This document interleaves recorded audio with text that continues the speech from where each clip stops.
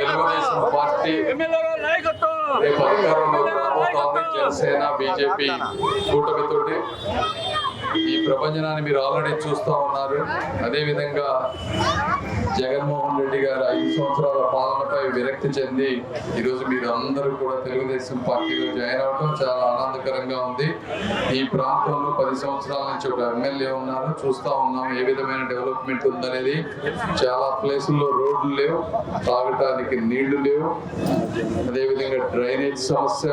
చాలా మందికి 20-30 సంవత్సరాల నుంచి ఉంటున్నా కూడా ఇళ్లలో పట్టాలు లేవు.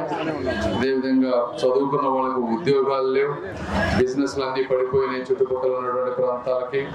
ఇలా ఎన్నో సమస్యల వలయంలో అందరూ చిక్కుని ఉన్నారు. తెలుగుదేశం పార్టీ రావడంతో తప్పనిసరిగా అభివృద్ధి వైపు వెళ్తాం.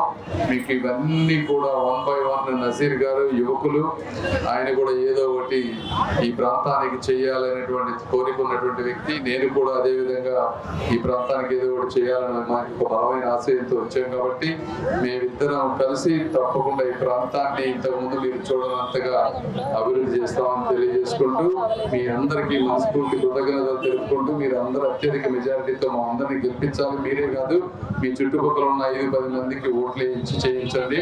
ఇంకొకటి ఏంటంటే, ఇళ్ళు జగన్మోహన్ రెడ్డి గారు ఎక్కడన్నా మీకు స్థలాలు ఇచ్చుంటే వాటిలో ఇల్లు కట్టించే బాధ్యత, లేకపోతే స్థలాలు లేకపోతే కొత్త స్థలాలు కానీ టిట్కో ఇల్లు కానీ ఏదో ఒకటి ప్రతి పేదవాళ్ళకి ఇల్లు ఇచ్చే విధంగా మాత్రం తప్పనిసరిగా మేమిద్దరం కలిసి ప్రయత్నిస్తాం. Thank you.